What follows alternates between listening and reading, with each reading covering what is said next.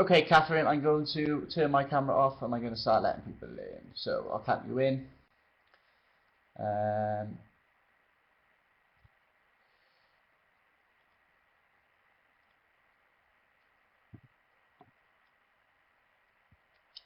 Okay, I'm going to let everyone in 3, 2, 1.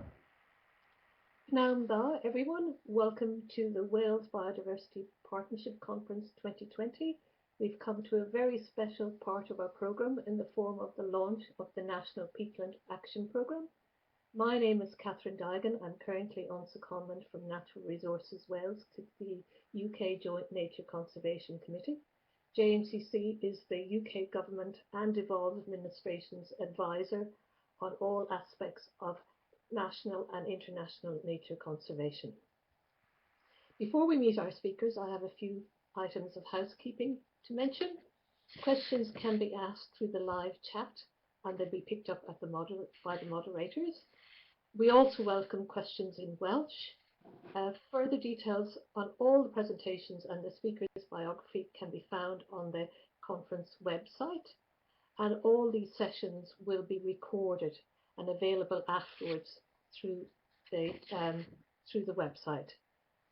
My job for this afternoon is to facilitate this special session, and I'm absolutely delighted to do so for 2 reasons.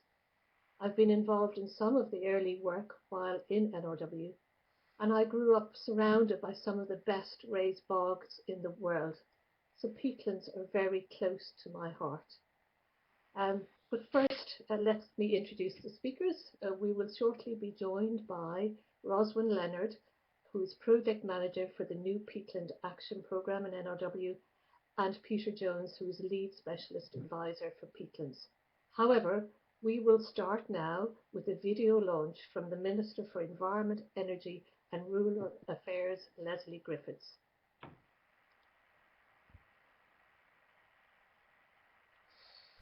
As the conference draws to a close, I'm delighted to launch Wales's first National Peatland Action Programme.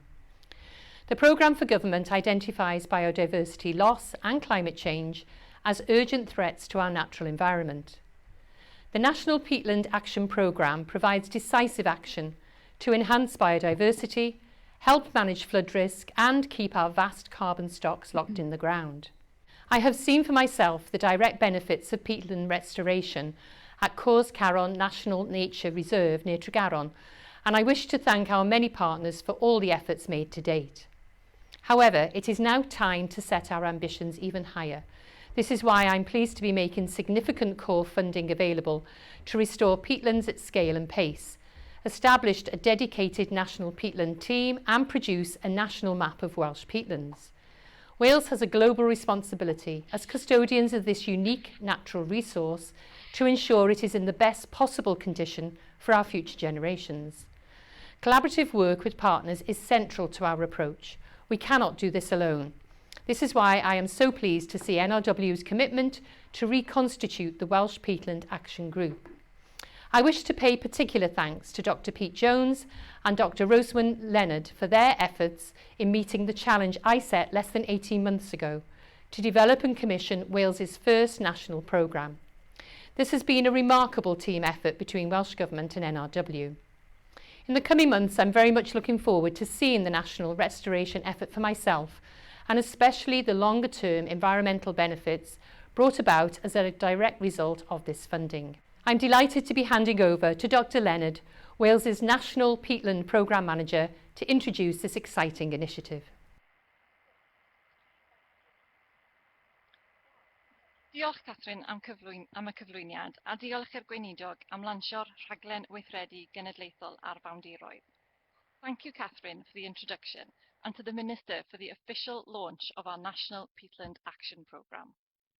I'm Rhoswen Leonard and today I'll be presenting with my good friend and colleague Pete Jones. We're both really pleased that the project is launched at the Wales Biodiversity Partnership Conference and hope to showcase some of the diversity of our peatlands and highlight their uniqueness for addressing both the nature crisis and climate change emergency. Here's a short video to give you a flavour of our talk.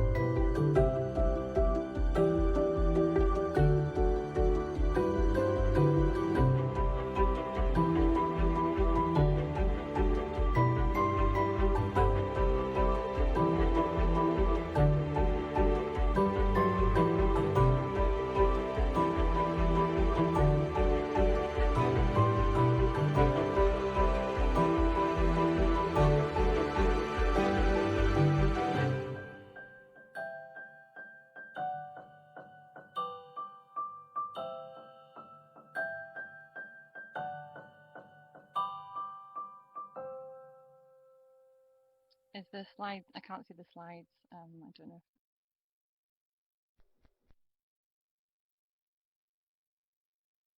Okay, it's just loading for me now.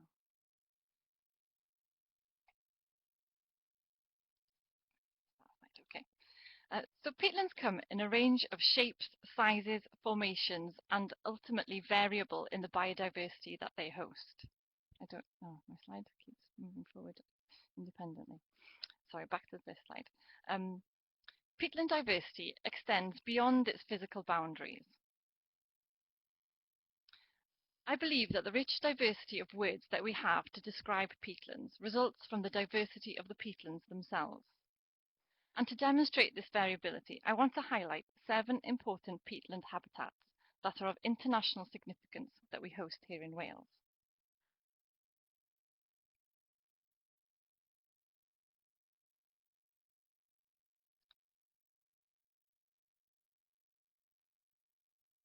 This beautiful photo of mountains draped in blanket bog was taken from the summit of Yr Fach, looking north across the mountains. Blanket bog is our most extensive peatland habitat type and an iconic feature of the uplands in Wales. We have just over 90,000 hectares of peatlands in Wales. Over 53,000 hectares are blanket bog. Wales supports the largest expanse of near-natural blanket mire in southern Britain and also supports much of the ecological diversity.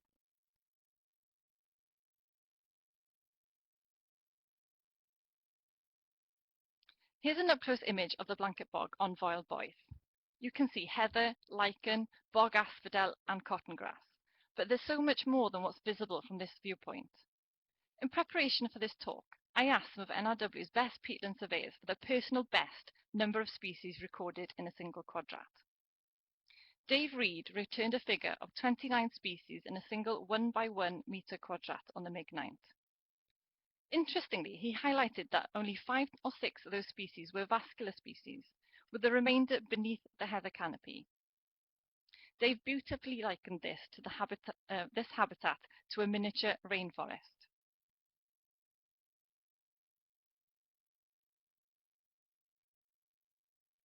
Wales also supports an outstanding ecological range of sites and habitats of sites and habitats, and is of particular significance for both its acidic rich fen resource, with Anglesey and Llŷn providing a national UK stronghold for alkaline and calcareous fen. Within this image, we can see Cladium meriscus, or saw sedge, and I can tell you it definitely lives up to its name, and you wouldn't want to survey this in short sleeves.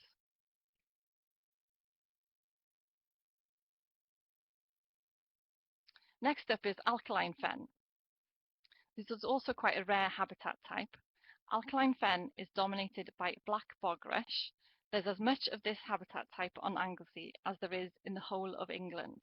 It's an Anglesey and Llŷn specialist. And when I was asking my colleagues for their personal bests, Catherine Birch provided a figure of 46 species in a single quadrat, narrowly beating Pete Jones's personal best of 45.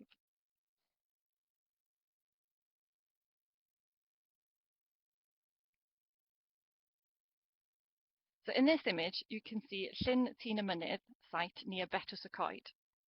This is an image of transition mire, or quaking bog.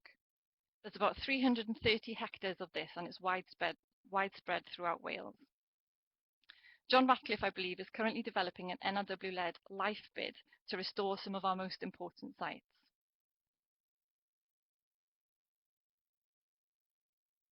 Like fens, raised bogs are more localised habitats, and it's thought that we've lost up to 80% of our raised bogs. In this image, you can see the brightly coloured sphagnum carpets, characteristic of active raised bog. The Welsh Raised Bog Life Project are currently working to restore 7 SACs in Wales, and the Marches and Mosses Life Project are working on fens and Wixel.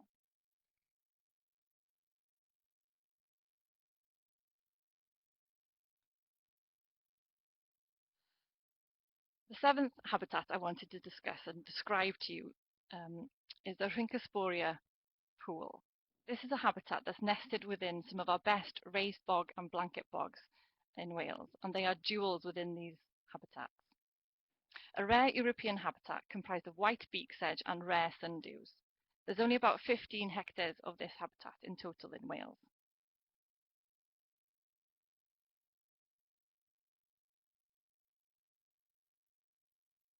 Peatlands are found in a variety of contexts, from coastal to inland, upland to lowland, and can be rainwater or groundwater fed. For example, this is an image of a bog on a rock, and it's found in the only intact raised bog lag stream that we know of, at Waendy in Craighowell. On this rock there's sphagnum, cross-leaved heath, heather, sedges, and 2 carnivorous plants, sundew and butterwort. It's this diversity in peatlands that gives rise to so much diverse and specialist species that are associated with them.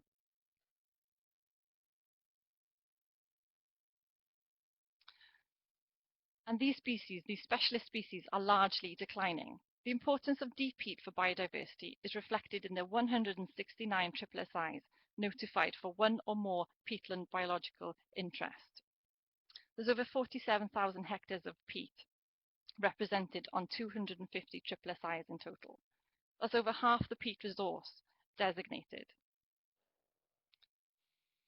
An example of a really rare species thriving on Welsh peatlands is the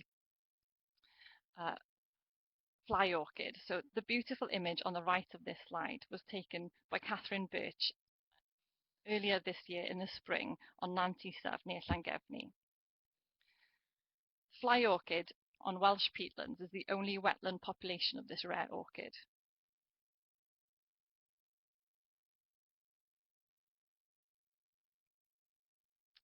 Now, it wouldn't be a talk without peatlands without discussing sphagnum. Sphagnum are the building blocks of peatlands, and you might have heard such facts as they can hold 20 times their weight in water. They're so absorbent that they've been used in products such as nappies or dressings in World War I. And that's why they're so efficient at forming compost and in hanging baskets. And although it's a major peat former, it's not the only peat former.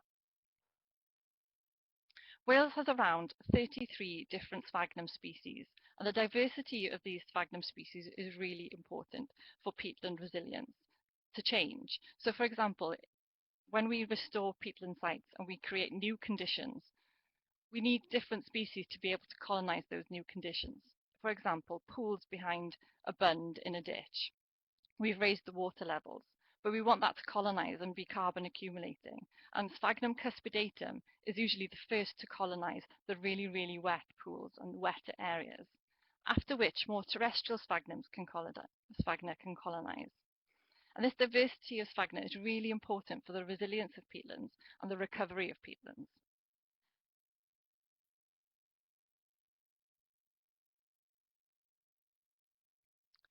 The biodiversity of the bog can be thought of as the gatekeeper of all the ecosystem services that the peatlands provide. The vegetation at the surface is the interface between the deep carbon stores in the atmosphere.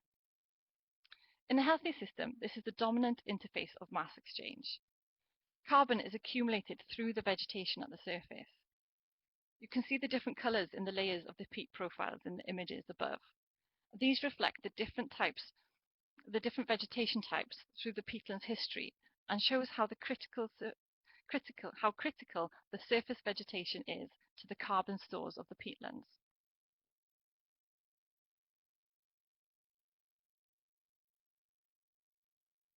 Only 3% of global land cover is comprised of peat.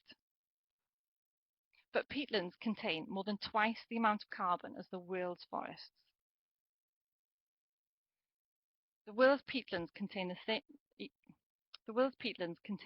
up to 70% of current atmospheric carbon. So if all the peatlands released their carbon, we would increase the atmospheric carbon by 70%.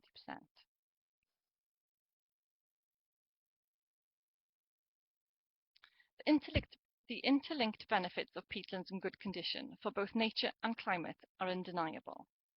If you look at these two pie charts, the first showing habitat cover and the second showing greenhouse gas emissions, you can see from the green sections of the pie chart on the left comprises between a quarter and a third of the pie chart. Those habitats are responsible for almost 3/4 of the greenhouse gas emissions associated with peatlands.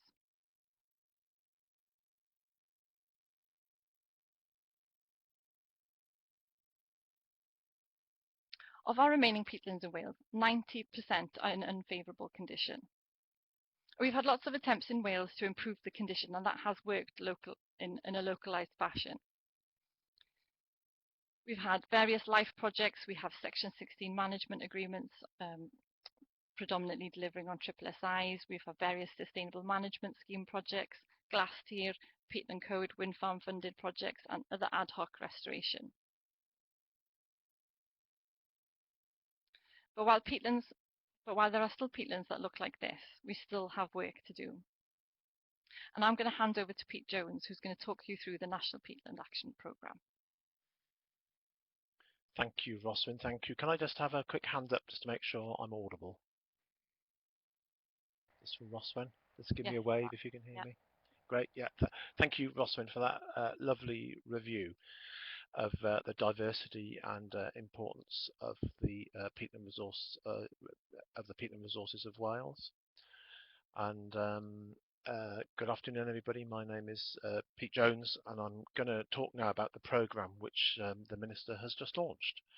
So ever since the original ministerial commitment on peat, and of course for some time before that, we've sought to progress peatland restoration through a range of mechanisms in Wales.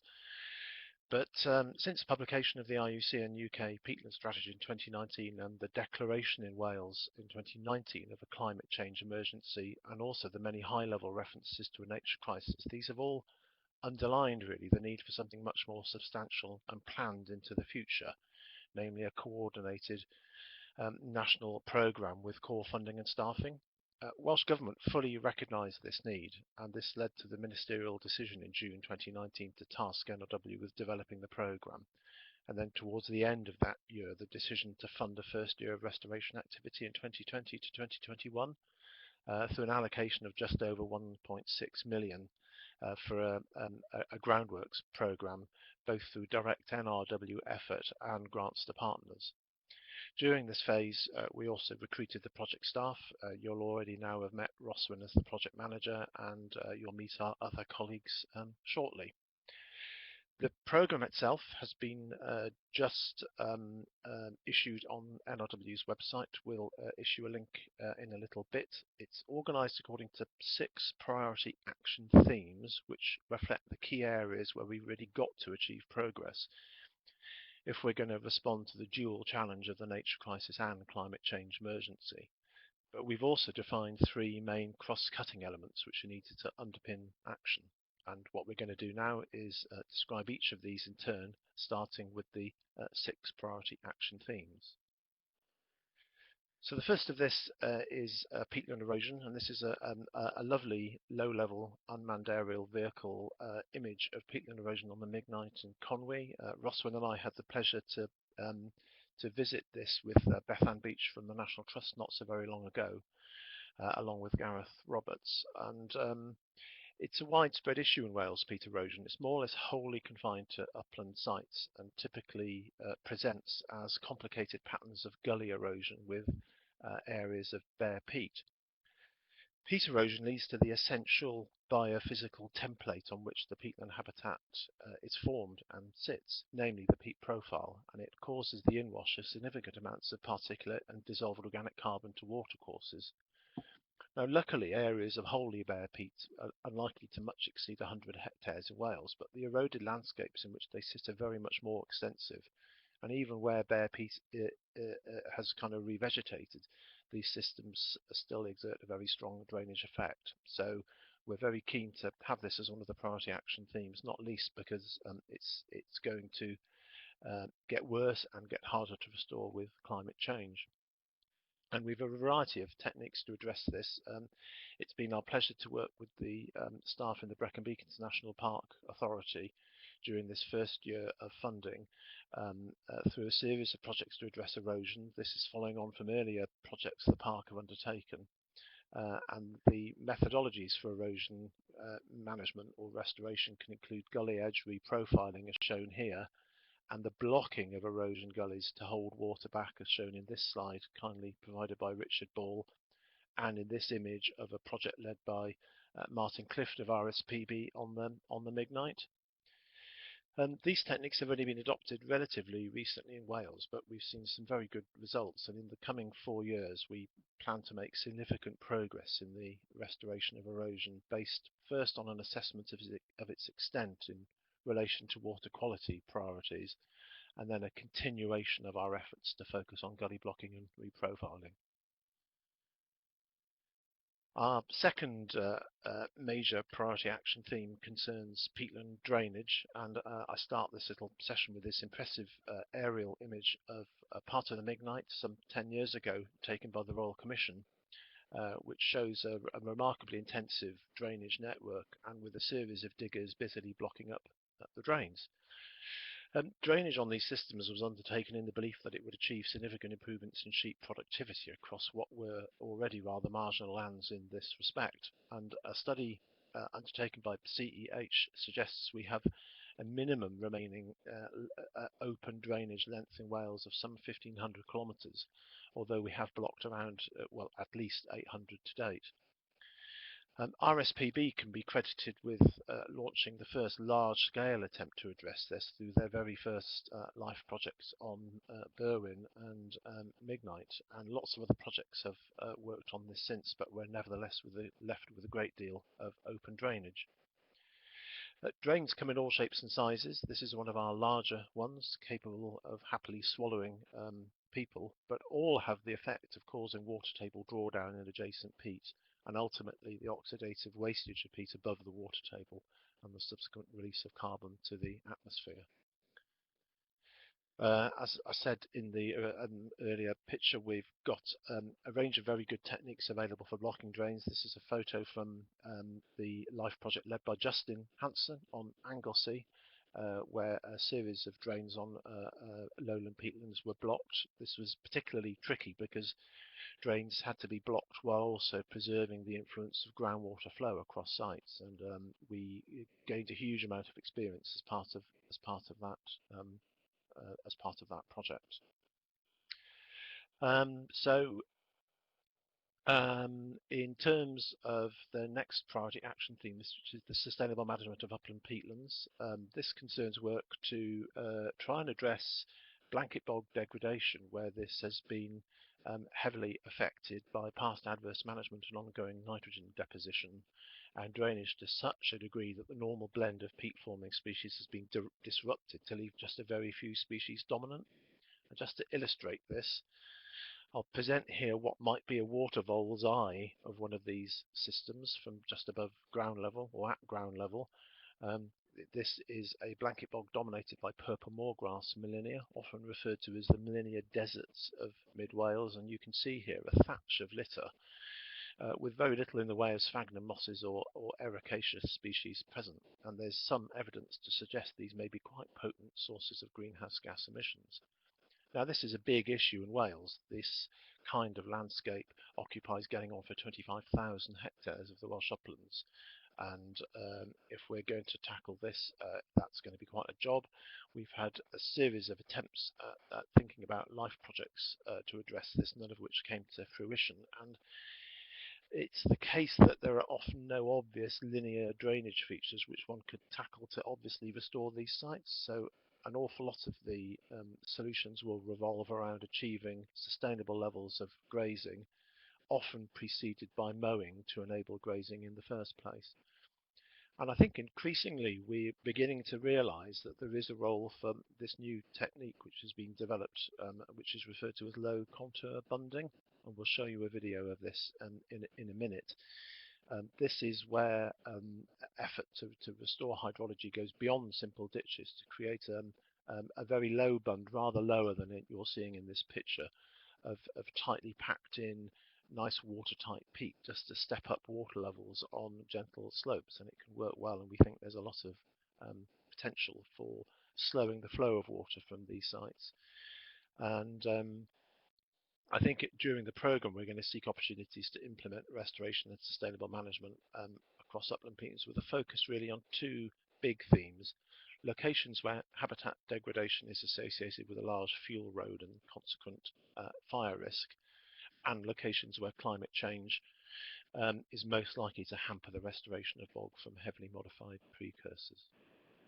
Okay, so dropping down a bit in elevation now, our fourth priority action theme is the sustainable management of our lowland peatlands. Our lowland peatlands only account for around about 12.5% of the Welsh peatland resource by area, but they support 97% of the plant communities found across all peatlands, and 40% of these are only found in the lowlands. So many of our most scarce and threatened peatland species are confined to the lowland mires, and our Lowland Peatland Survey of Wales, led by Catherine Birch, has revealed just what a treasury of biodiversity these places represent. And this image shows one all too common symptom of lowland peatland degradation resulting from agricultural abandonment, as farming practices tended to shift towards heavier, high productivity breeds less well suited to coping with these rough grazing lands.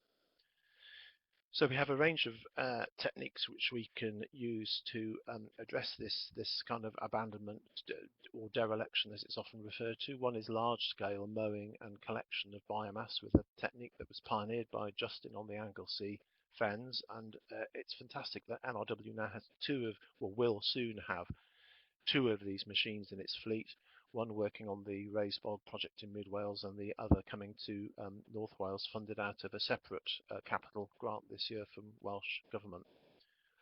On more sensitive sites where there's a kind of rather more sort of hands-on approach is needed, another approach developed really by the Anglesey and Clean Fens project was hand raking and cutting. And in this first year of the programme, our colleague Emma Humphreys on Anglesey, as well as colleagues in the North Wales Wildlife Trust, will be drawing on project funding to open up some of these long derelict areas of fen, which we just haven't been able to tackle up until now.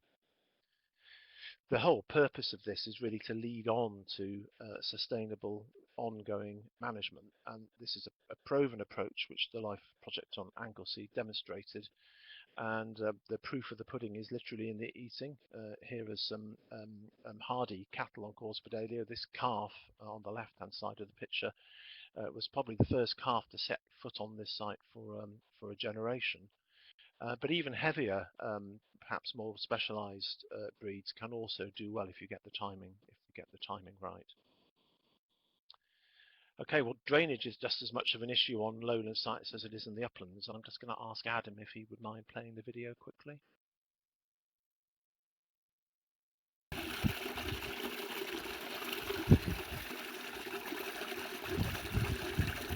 Okay, I think that should do it. Thanks. Great. So thank you, Adam. So that is a peat crack. What's interesting is that a lot of effort is focused on visible surface drains, but with a peatland with an 8 metre deep or so peat profile, lots of stuff is happening under the surface that we're not aware about. And particularly on the edges of some of these lowland peatland sites with big, deep marginal drains, which have created really steep hydrological gradients back into the peatland, what can happen is subsurface cracking. And these are just as effective as drains as open drains, or even possibly more effective, and they are just not obvious until you dig into the peat to do some other restoration work, and that's exactly how this one was happened. Obviously, often the only sign that this is going on is through the surface vegetation, and we have a good technique for dealing with this. And if we could show the next video, please, Adam. And if you get seasick, be warned of this one. It's good to show this on full screen at the recipient's end if you can. So hopefully you can hear me over talking on this video. This is an excavator brought in by the New Life for Welsh Raised Bogs project on Cors Fochno. It's digging into the peat to access nice clay-like, stiff, watertight peat beneath for forming a low surface bund to try and hold water onto the bog. And some of this water has been pouring out of cracks such as the one that you saw. The excavator driver reported that he could still feel movement after he'd come off the bog. It was one of these proper gloopy sites. There's a good 6+ meters of peat underneath that machine, and you'll notice in a minute that he's using bog mats to access this site. So NRW and its partners have now got a lot of expertise of working on these sites with what would appear to be improbably heavy machinery, and if you get the right operator and the right equipment, there's an awful lot you can do. Okay, Adam, that'll do nicely. Thank you very much. Thanks. Oh, that was my fault. Sorry, I think I managed to replay it. I'm just going to skip these 2 slides. I'm going to move now on to our 5th priority action theme, which is afforested peatlands. Afforested peatlands occupy around about 10% of the peatland resource in Wales, a lot of it upland and nearly all of it conifer. And most of these plantations date from an earlier era when afforestation was seen as a good use of these agriculturally marginal lands. Modern policy now prevents effective protection from new planting, and restoring some of this resource will form an important part of our programme. So afforestation tends to require drainage and also ground preparation for planting, and this ground preparation widely leads to ridges and furrows to such an extent that simply blocking drains might always be enough to re-wet the peatland, in which case we need other techniques. And Adam, if you could play this video, please. Thank you.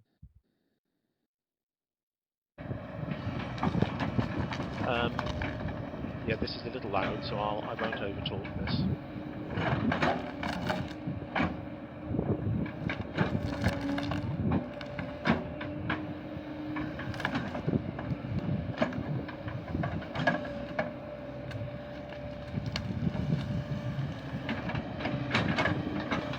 Okay, I think that's fine, Adam, thank you. Okay, so in that video, this is kindly supplied by our colleague Gareth Roberts, who leads the peatland restoration work at the Pennacomoedd wind farm site in the Rhondda Valley, which is on land managed by NRW, part of the Welsh Government Woodland Estate. The machine there was pulling out root plates and stumps and inverting and burying these and then squashing them down with the tracks. This is a relatively new technique. Gareth's rapidly building up a lot of expertise in this, and this is just one of the techniques we will bring to bear on some of the afforested sites we hope to work on. And we get very good results from this work quite quickly, with this slide showing the re-establishment of 2 of our typical classic peat building species, namely hare's tail cottongrass on the left. So you see the lovely white fluffy flower heads of this cottongrass from late May onwards in the Welsh uplands, and then sphagnum bog moss on the right. And in this first year of the project, we've been busy working with our National Forest Planning colleagues and forestry operations colleagues to develop restoration programmes across a series of previously afforested sites in Wales, including a number in Towie Forest in Mid Wales and also Alwen Forest in North Central Wales. And Rhoswen in particular has also worked very closely with Gareth to develop a comprehensive groundworks delivery programme in this first year of the project, with a strong suite of appointed contractors that we can use kind of going forward. So we will this year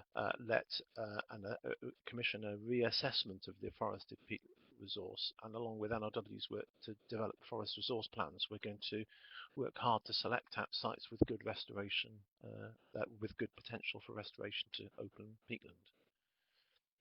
Okay, the last of our priority action themes we've called hyper-modified peatlands.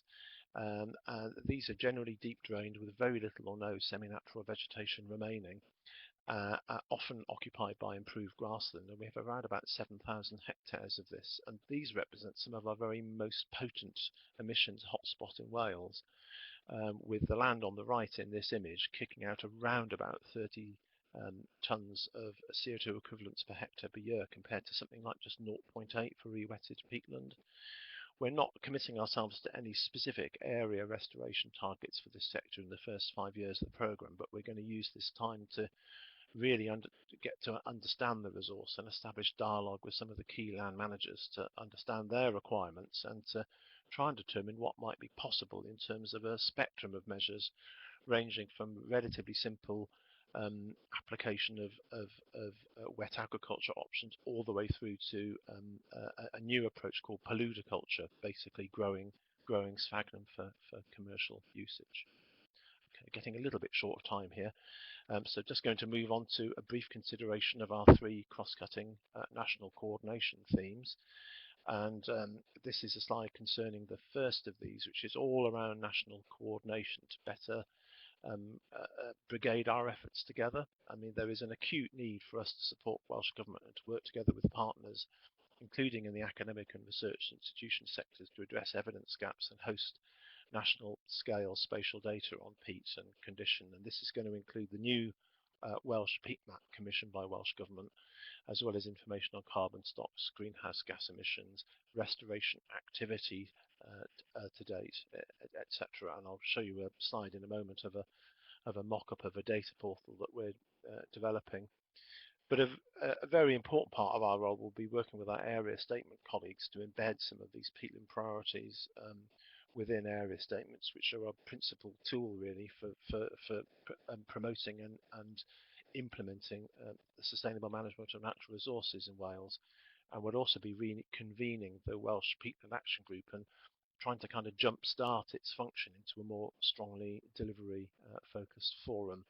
So this is a very quick mock-up of the Peat Data Explorer portal, which will have a lot of information on it. We'll be able to build on the work of the Welsh Peatlands SMS project in pulling monitoring evidence together. We've got a fantastic map on the right, which is the results of NRW's Lowland Peatland survey. The map on the left is a map of peat distribution, and we're going to be working to develop other resources and critically to capture restoration activity data which partners have undertaken. Our final national coordination role concerns public engagement, and I think it is all too easy for projects to regard public engagement and as a bit of a bolt-on, when in fact it needs to be a coherent, integral part of the programme. So we're very keen to progress that. And in our future staffing structure, we have a communications post, as well as I should have mentioned a GIS post to go along with the data and activity side of things. Okay, at this point, I'm going to hand back to Rhoswen. Thank you very much. Thank you, Pete. So yeah, this year we've set up the project, and we've gratefully received around £1.6 million of funding from Welsh Government. This included funding for 4 key staff, namely myself as project manager, Aneda Rumble, Rob Bacon, and Gareth Roberts. So this year, and of course we're working a lot with Pete Jones, who's an absolute star, and I don't know where we'd be without him. But this is not, but our achievements this year are not solely down to the 5 people on the slide. There are a whole host of people helping with the delivery of the project this year, and a whole host of people that we couldn't be delivering what we are without them. So action on the ground in this financial year is made up of three different spending mechanisms. So we've issued strategic allocated funding. That's the name of the grant that NRW we've used through NRW to issue funding. And through that, Brecon Beacons National Park and Snowdonia National Park have received funding and are actively undertaking peatland restoration as we speak. We are undertaking direct delivery ourselves on the Towie Forest, at Hafodelwy, on some of the Anglesey Fens, and on Fens of Wixel Raised Bog. We are also delivering this year through Section 16 management agreements. We've been working with RSPB, Elan Valley Trust, North Wales Wildlife Trust, National Trust, and other owners and private landowners.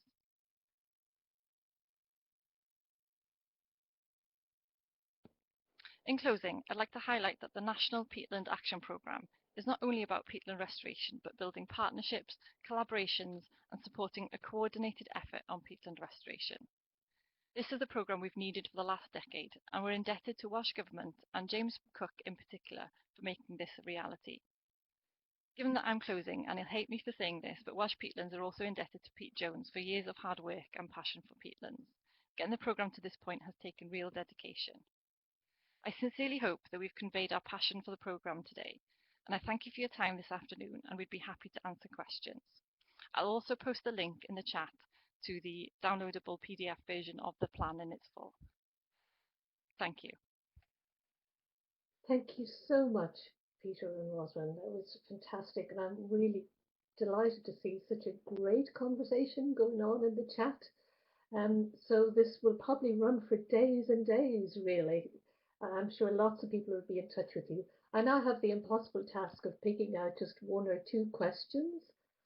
So the first simple one is, will your launch video be available publicly, and where can people find it?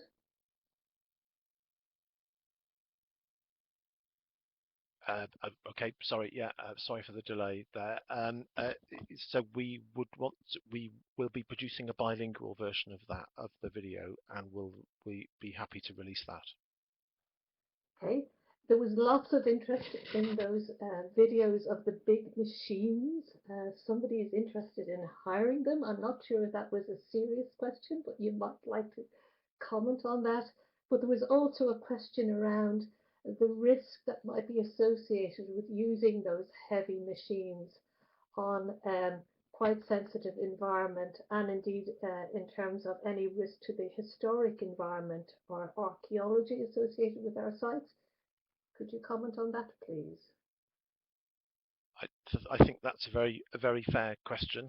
It's something we care very much about as well.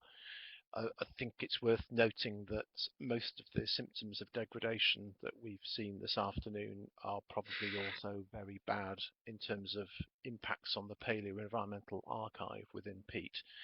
So as a kind of starting proposition, I would hope that a lot of the work we do to secure or to restore the hydrological regime of Mars is also safeguarding that resource. I think there is a definite need for best practice on this. So understanding the importance of sites, we're screening all the sites that we're working on in the project through contact with the Welsh Archaeological Trusts through our standard NRW standard screening process. We very much want to have proactive dialogue with Cadw and other partners from the archaeology and heritage sector in Wales, and have been talking to NRW's lead Jill Bullen as a means of initiating that. So I think that's absolutely a subject close to our heart. It's important to note we endeavour wherever we can to avoid disturbance to as much of the peat profile as possible, and also keen to promote best practice in the use of low ground pressure machines and minimally intrusive techniques, really. Would be happy to have offline dialogue if that would help. Okay, thank you, Peter. Emma Broad has commented that pressure from off-road motor vehicles is increasing every year and asked, how do we tackle this? That is difficult. It's not something we've specifically set out to address as part of this program. I mean, it's an issue requiring a lot of work between rural policing and NRW. I'm aware. It obviously poses a major impact to Peatland sites as well. Thank you, Peter. And a quick technical question. Did you use or think about using aerial thermal imaging to look at subsurface water movement? I'm going to know when I'm beaten and hand over to Rhoswen on this one.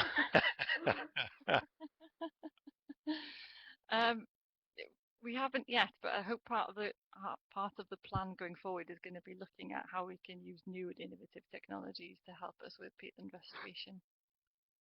And hopefully that's part of what our role as a team can provide as well, is to test out new methodologies and see how they integrate to peatland restoration practically on the ground, really. Diolch yn fawr, Rhoswen and Peter. Yeah. Wow, guys, this was just gorgeous. We had music, we had beautiful photographs of wildlife, we had the appliance of science, and we even had a bog on a rock. And I wish you every success with the delivery of this programme. And I hope it will help to generate a green, but perhaps I should say a brown recovery for Wales post-COVID. So just another few items of housework before we hand over to the next piece of our programme. So I'd like to also thank the many attendees. We've had over 100 people joining us for the launch of the Peatland programme. Thank you all for your expression of support for this. There's a lot more information on the conference website and platform. You can continue your conversation there. Please provide us with further feedback, and indeed you can rate the sessions.